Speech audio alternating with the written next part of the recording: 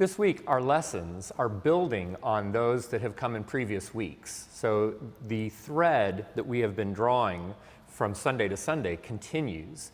In our first lesson, the letter to the Hebrews, the writer is continuing this idea of the sacrifice, the nature of the sacrifice of Christ, and how Christ, as a servant to all, one who sacrificed himself for all, leads to God exalting him above all others. Sort of this chiasmus of being servant of all, but then being exalted above all.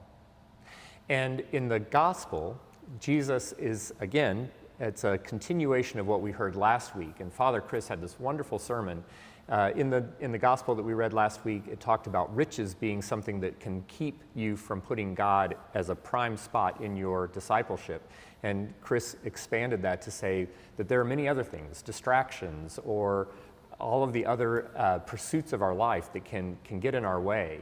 And in the same way, Jesus is now in this week's gospel talking to his servants, or to his disciples, and saying, whoever wants to be greatest must be servant of all, picking up very much right on that Hebrews passage.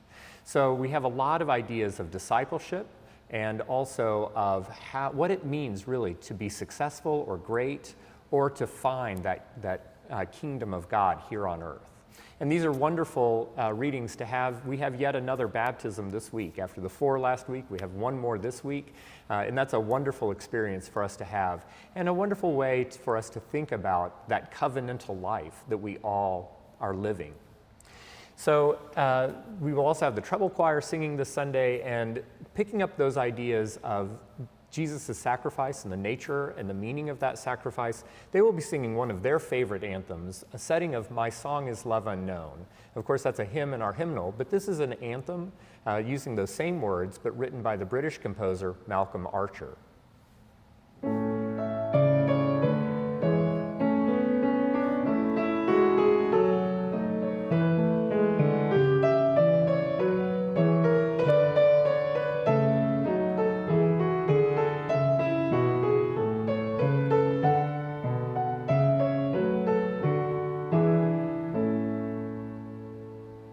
So we'll enjoy having them sing that. And then at the communion, they'll be joining the adults, or the adults will be joining them in singing the Latin text, Christus factus est, which is a passage in Latin from that Hebrews. Christ became obedient even unto death on the cross, and therefore God has given him a name which is above every other name.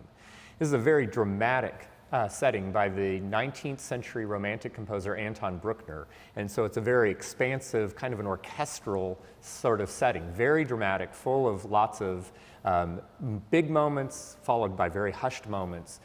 So we hope that you'll follow along with that Latin text, but know that this is coming right out of that Hebrews section.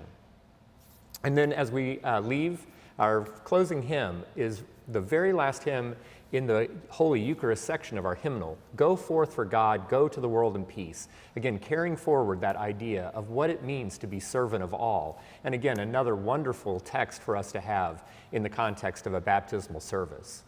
This is a text that is fairly new. It's a 20th century text, and it's paired with a melody that was written specifically for these words by the very important hymn writer, thinker, composer Eric Routley. This was one of the last things that he did in his life, and it's a tribute to his friend and colleague, James Lytton, who taught at Westminster Choir College, was at Princeton, also did the American Boy Choir for several years, had a very big career, and as he was leaving one of his positions, Eric Routley wrote this tune in honor of Mr. Lytton.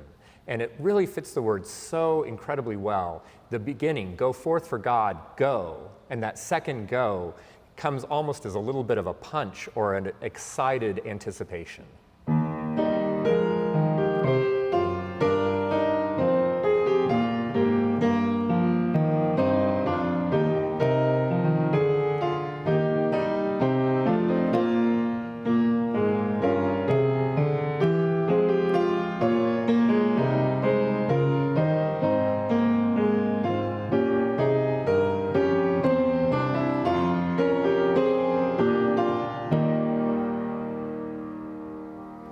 So before you go forth for God, we hope that you will come forth here to St. John's and worship with us this Sunday, 8 o'clock Rite One in the chapel and 10:30 in the Cathedral Church.